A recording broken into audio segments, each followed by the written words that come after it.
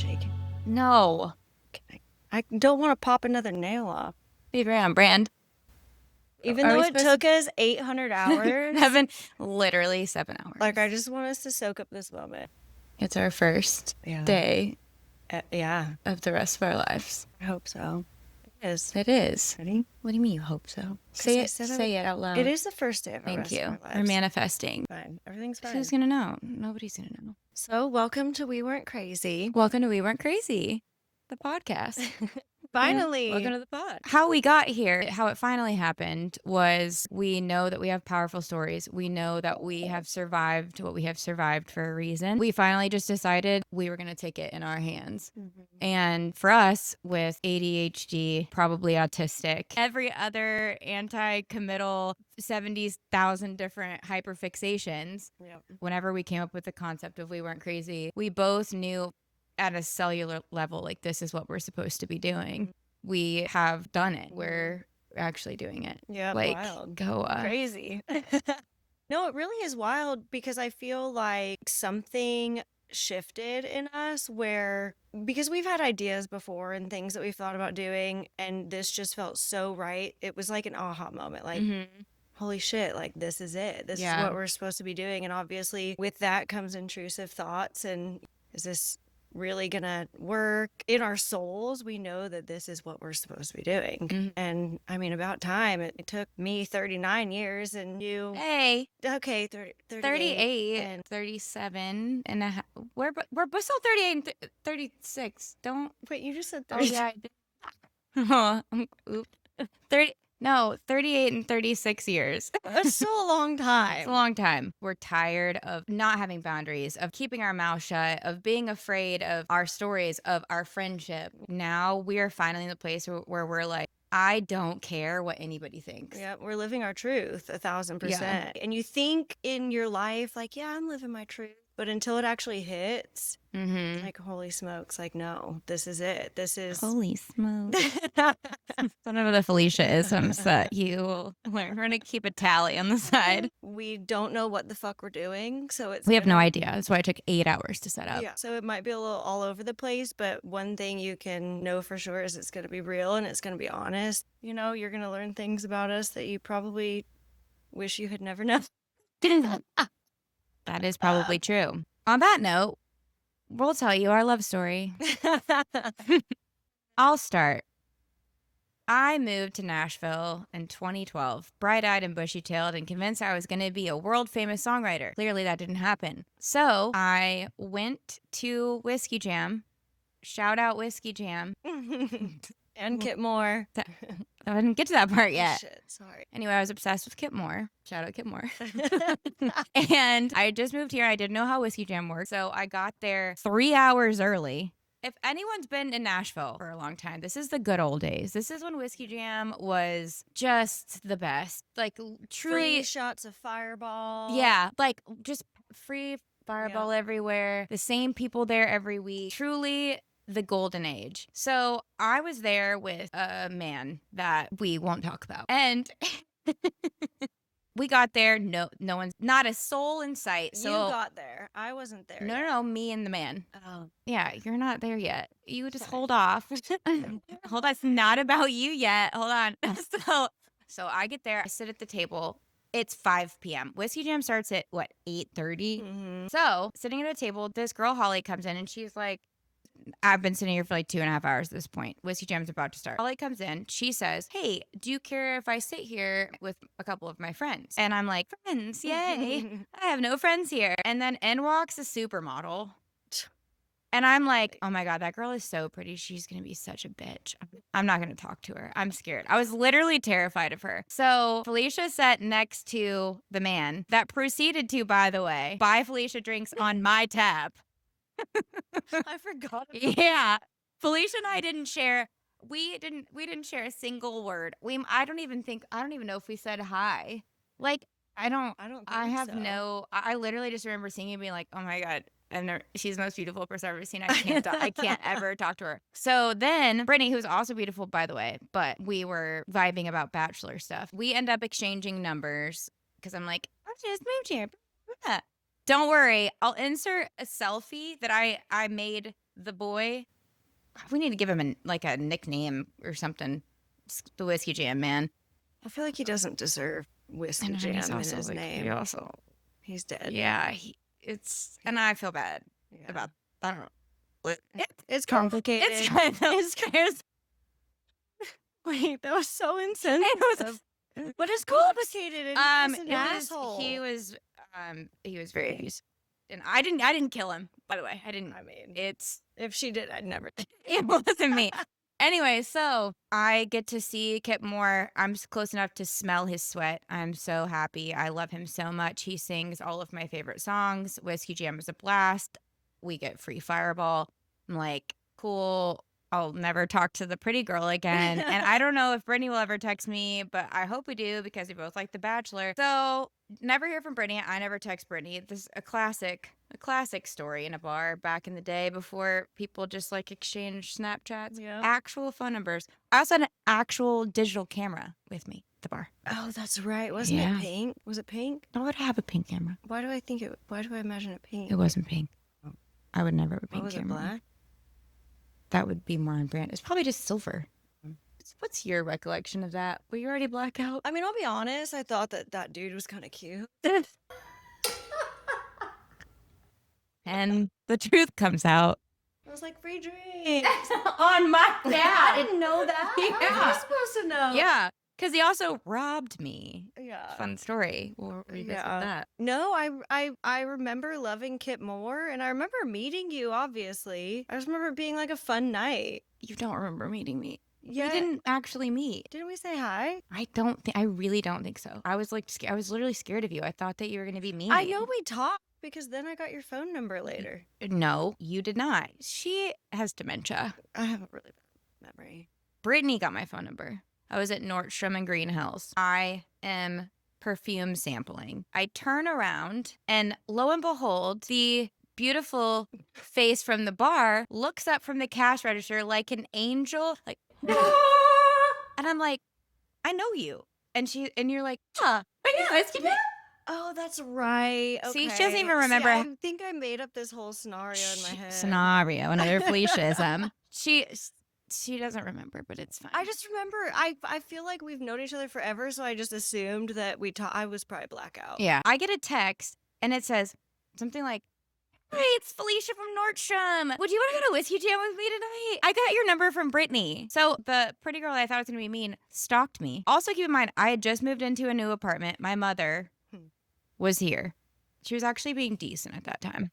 Another story we're on back for another day.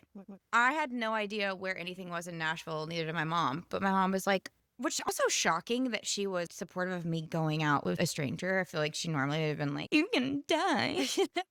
Mom's like, I'll take you guys and I'll come pick you up when you're ready. So we drive to Madison, Tennessee. Felicia, why don't you set the scene of your Madison? All right, in apartment? my defense, I had just moved to Nashville from California, and I needed something cheap. I'm broke. So I found this little apartment. Well, first I was living with my sister, which was great at first, but then I invaded her space a little too much, and I don't blame her. She was like, you need to find your own place. So I did. The cheapest place I could find was $550. Oh my God, what a I know, dream. for a loft. I was like, yeah, I'm balling. Because in California, I paid $800. Keep in mind, this is 2011. I had paid $800 for a tiny studio where I could literally open my fridge from my bed.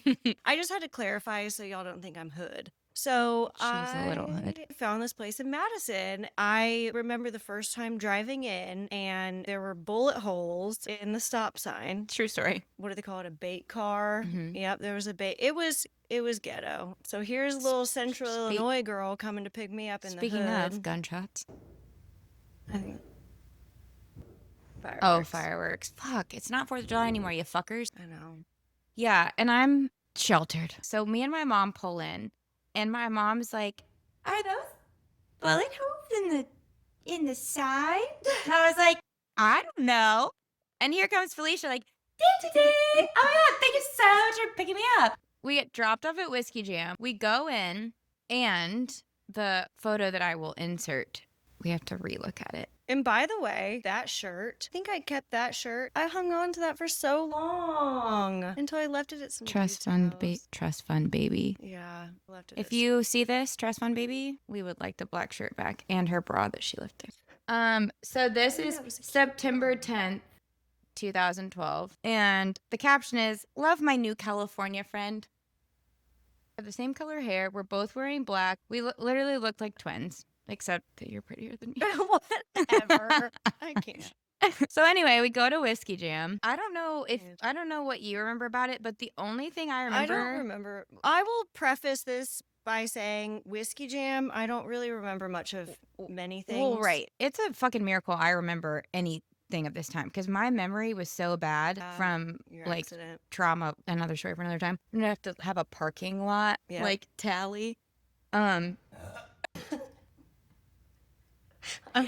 sweating. I need to switch to wine after this. This is gonna make me so gassy. I feel like my veins are popping out. They are. I know. They I can always always are. no, but I can feel when they start like Popping. popping. Yeah. ADD. Anyway, I don't remember anything. Well, I only remember when we got there and we left because were you puking or was I puking? One of us was puking. I don't puke. So it must have been me. Yeah. If I puke, you know something's wrong. That's Except for true. when I call out sick from work. Sorry. I mean, I do puke sometimes. Wink, wink. Lay down, Dixie. You gotta go lay down. I remember walking up to the bar in Winners. Also, I would just like to take this moment to say, fuck Riley Green's duck blind. Fuck that. Yeah, We Winners was want the Winners spot. back. We walked up to the bar and literally the only thing I remember is we just like stood there while we were about to get a drink and somehow immediately just like blah. You were like, I was born addicted to drugs and in the foster care system, and I was like, oh my god, I just almost died in a car accident last year, and then my stepdad died in front of me, but we both, in sharing that information, there was no apology needed. There was no hesitation. A lot of times whenever I would tell people what happened to me, and we've talked about this before, you see people kind of recoil and they don't know how to handle it. They don't know what to say. And they're just like, I'm sorry, or like whatever. And we just heard each other and saw each other. And there was this moment of, I see you, you see me. From then on, there was never a moment that we were like, oh, we should hang out again. I'm pretty sure you just moved in with me at that Pretty point. much, yeah. Yeah. From that moment, Right. inseparable. And I know for me, I think back on the friendships that I had who obviously knew my story, but it wasn't something that we Hold talked on. about. What does she have? Dixie? We're filming a podcast so that you can have a home. Anyways, as I was saying before I was rudely interrupted. Sorry, Barbara. It felt like one of the first times that, I mean, I lived my story, so it didn't feel that extreme. I wouldn't really talk about it that much before, but with you, it felt like a safe place to land. It was like, here you go, here's everything about me, and we're going to be best friends. Yeah, literally.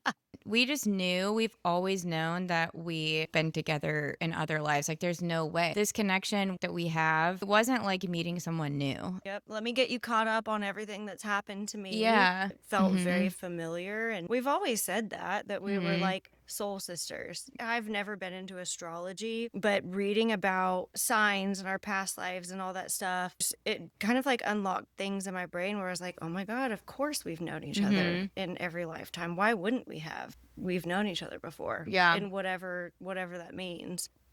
So that's our love story. To be continued. In your perfect, like everything goes exactly how we want it to go, hope it to go, manifest it to go. What is your dream with this podcast? When we watch this in a year, what do you want to be true? I think the most important thing is that it reaches people on all levels, whether you're hurting, whether you're stuck. I want to be the girls that I needed and that you needed 15 years ago. Yeah, the world that we live in now, it's so easy to be so caught up in like what you're supposed to be doing and what you're supposed to look like and what you're supposed to put out into the world, even if it's not your real life. And there's not anywhere that I can go, that you can go, that people like us can go to feel like I have a community and I can just be real. It's okay that I've been through shit. It's okay that I'm fucking traumatized. It's okay that I'm so neurodivergent that half the time I don't even know what I'm thinking. All of those things are okay. There's no space to catch us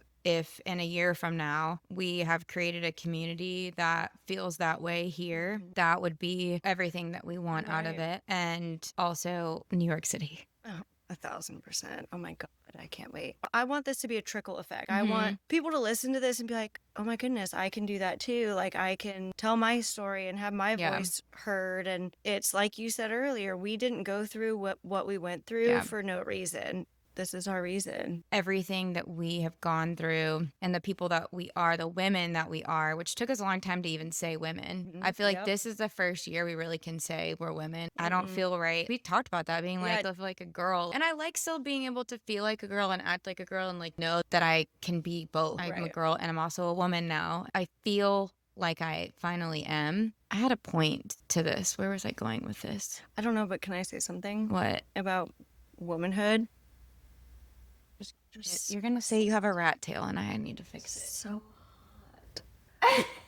I'm about to take my clothes off, y'all, because it's like Felicia's not gonna have pants on.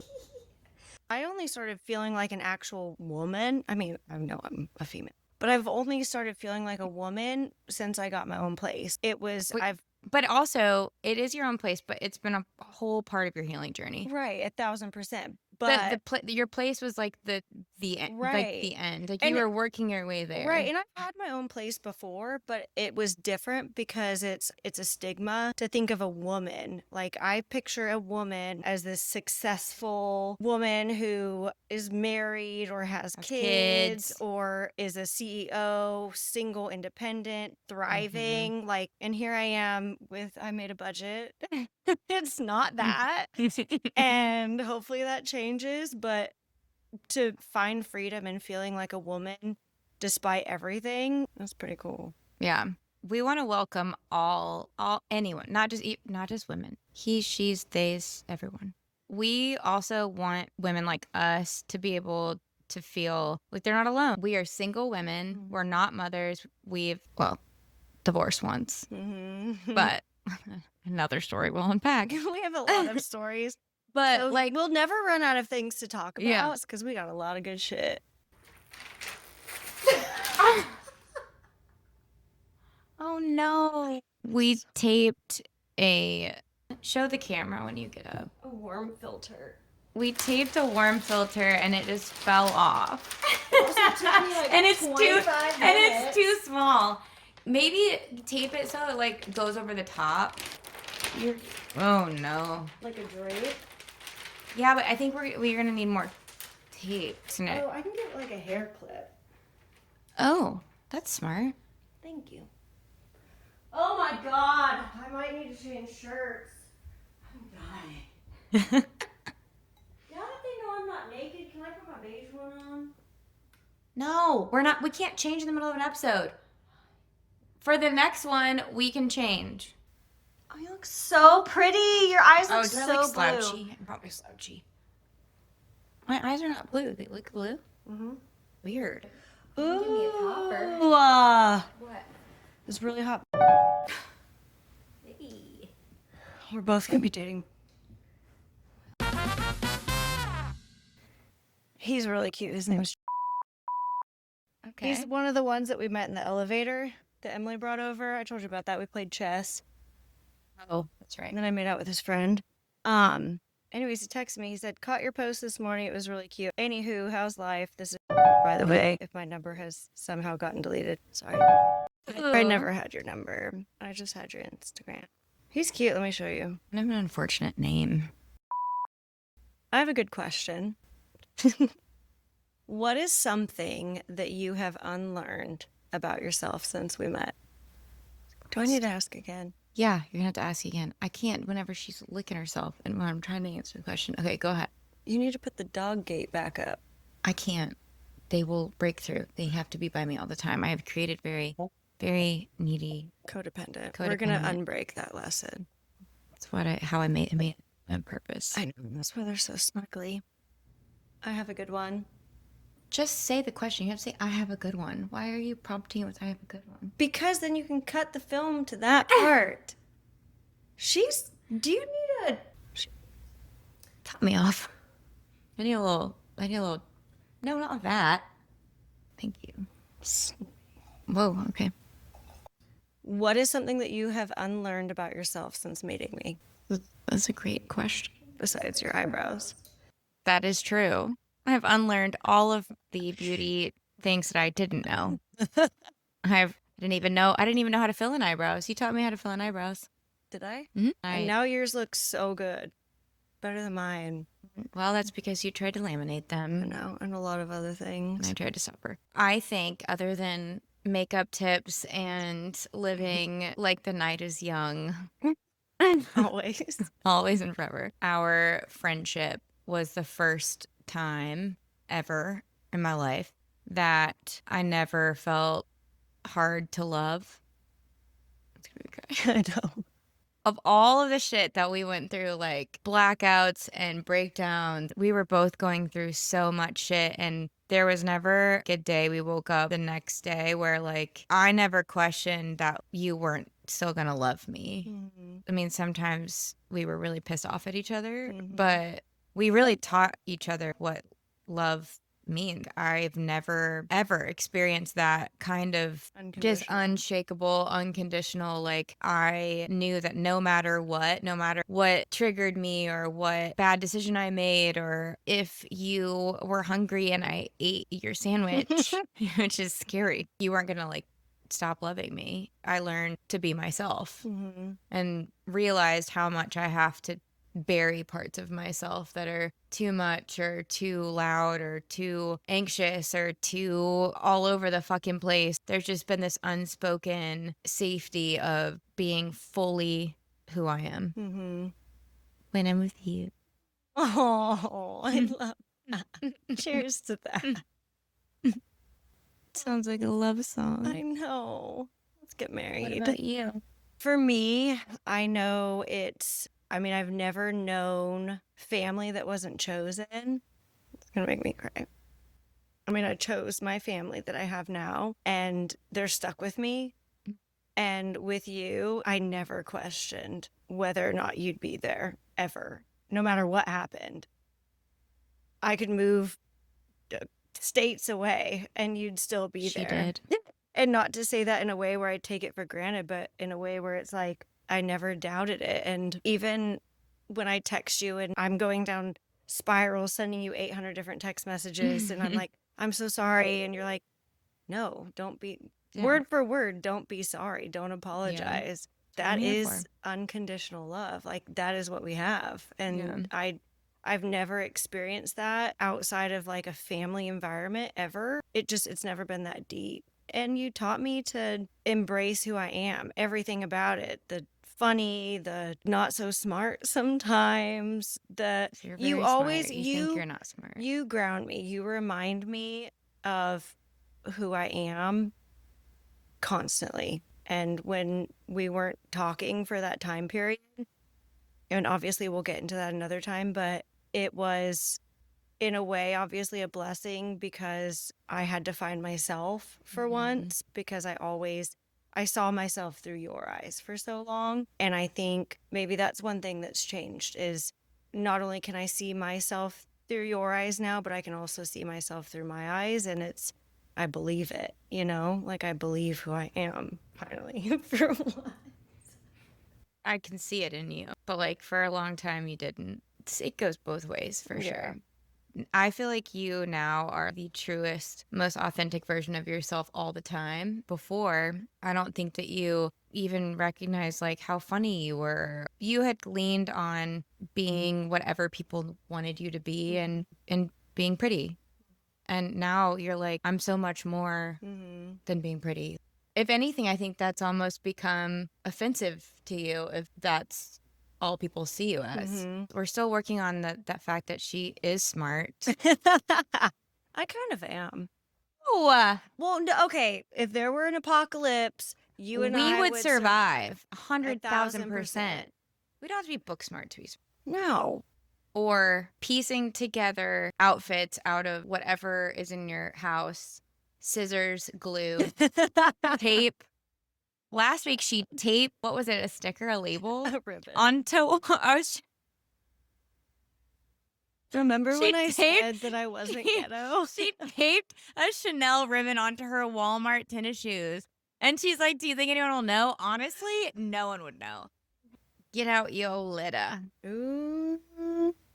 Get ready to cry. I need to zoom in. I'm You know what we should I'm do? so old. I literally just said I need to zoom in.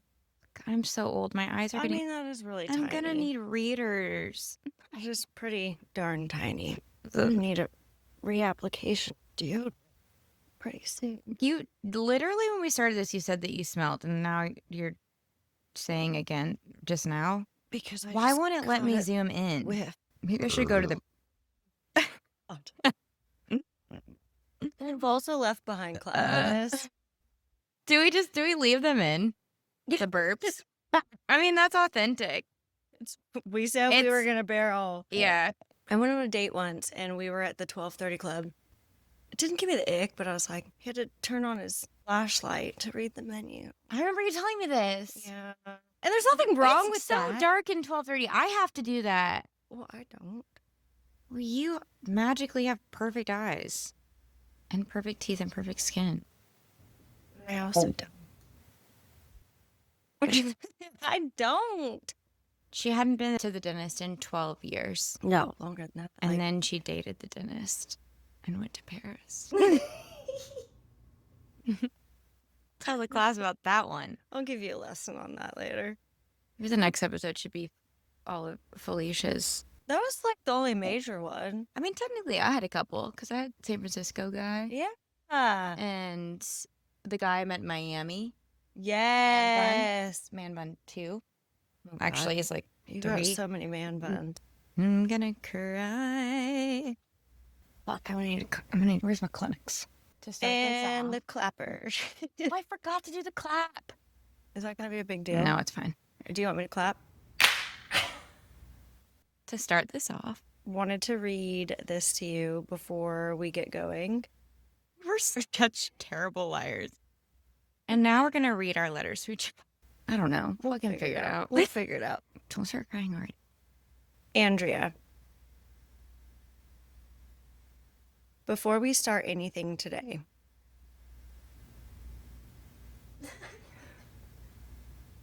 Already? I know. I'm never gonna survive it. before we start anything today, before the cameras roll or the mics pick up even a whisper, I just need to say this out loud. Thank you. Thank you for seeing me before I saw myself. For being the one person who never needed me to explain why I was spiraling or falling apart, because somehow you already knew. You felt it. You felt me. We've walked through so much, separately and together. We've been gutted by love, by loss, by mothers who couldn't mother, and men who couldn't hold us. And still we kept choosing softness. We kept crawling back towards the light. Sometimes it was messy. Sometimes it was mad, but it was always real. When I think about our friendship, it doesn't feel like something that started at Whiskey Jam. It feels ancient. It feels soul level. Like we made a promise long before we ever met to find each other in this life and make something holy from the wreckage. And that's what this is. This podcast, this room, this moment. It's our reclamation, a voice for every little girl that was told they were too much, and a mirror for every woman who stayed too long. A lifeline for anyone who's trying to untangle themselves from survival. You've stood beside me through so many chapters that I wanted to rip out of my story. My marriage, my grief, my silence. Even when we had to take space, when healing pulled us apart, you never, ever stopped being my person. And coming back together now,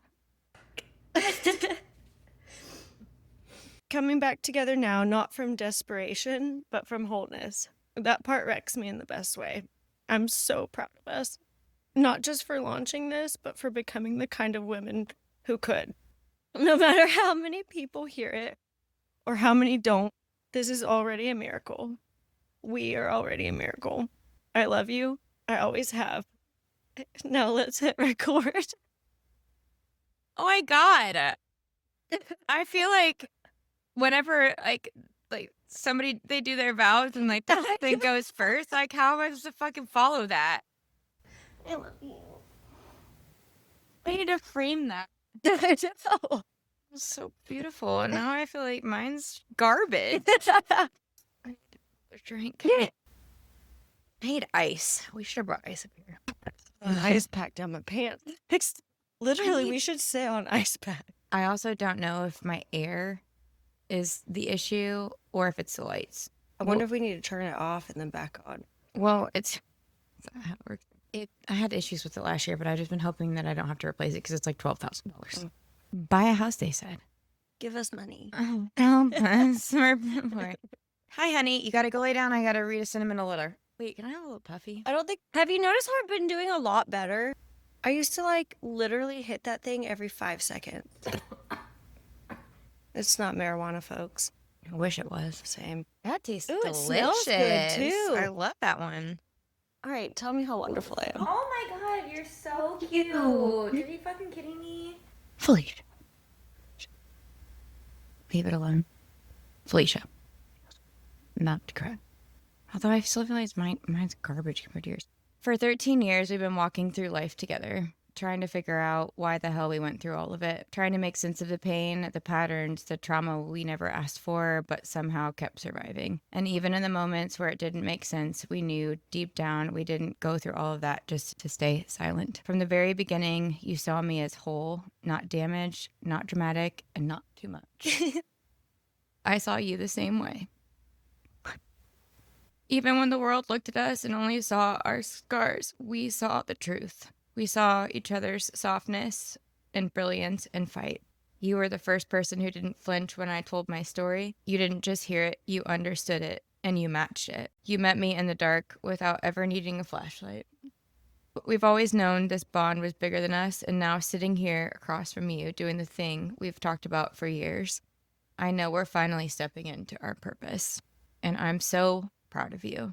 I'm proud of the woman you've become, of the softness you've protected, and the boundaries that you've set. I'm proud that you're finally in a chapter of your life that is all yours. You spent so much of your life surviving for other people and surviving other people, and now you're finally doing it just for you. Not because someone needed it from you, not because it was expected, because it's what you were meant to do. And watching you step into your voice fully, freely, without fear is the most beautiful thing I've ever seen. This podcast is not just a show, it's a reclamation. It's proof that friendship can be a love story, truth can be a revolution, and survival doesn't have to be quiet. I'm so proud of us, how far we've come, of how we kept going, even when we didn't know what we were walking towards. And I'm so proud of you for using your voice, for owning your story, for turning your pain into something powerful and sacred and real. This is just the beginning, and I wouldn't do it with anyone else. I love you in all timelines and all versions of us. Will you marry me? Yes. Let's go. Let's go. No one's ever gonna write vows even like it. Like, good luck. Good luck. Well, episode 1. And do it. And no. And at the end, we have to always say, one of us says thanks for. no, we have to say we weren't crazy and neither were you. I know, but we have to say, like, thanks for sitting with us for. No. But do you get what I'm saying? No. Thanks for being here for the mess. We weren't crazy. You don't. But you are. Bitches. Fucking bitches. I just want to say thank you for, you know what I mean? Not one podcast that I listen to is anyone say. Oh. Well, I don't watch Does podcasts. Oprah was never like, thanks for watching, signing off, Oprah. Like, we don't have to say thank you. You're right. It's implied. You know what we could do? Garth Brooks. You know, no, hold on. Greatest Hold on. Showman. I got it. Hold on. Made it down the coast in 17 hours. Wait for it. Watermelon. See my baby tonight. Ready? Rock me, mama, like a wagon wheel. Rock me, mama, any way you feel. We're not showing this ever to anybody. Mama, rock me, rock me, rock Who me. taught us that? Me! Oh. I made it up. I made it up and she thought it was part of the song. And it's the cutest thing I've ever... And you didn't even really actually sing it. Now sing it. You hear how demanding she is. Rock me, mama, like a wagon wheel. Rock me, mama, any way you feel. Hey, mama, rock me, rock me, rock me.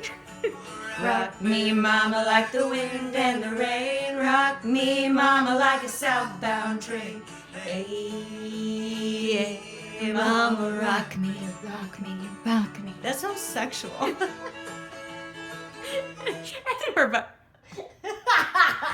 But for real, maybe we should do it for real. Be authentic. Listen, people. Felicia really wants to say thank you for being here. I do, because y'all put up with us for however long, and that's a lot. Like, we're a lot, but we're fucking funny. Go ahead. I would like to thank all of my viewers, all 2 of you, aka myself and Andrea, for tuning in to today's podcast. Suddenly became a sex worker. Thank you for tuning in.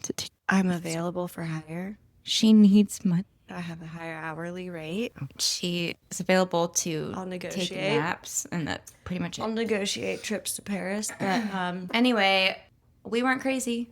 neither are you. Bye. Reading Rainbow.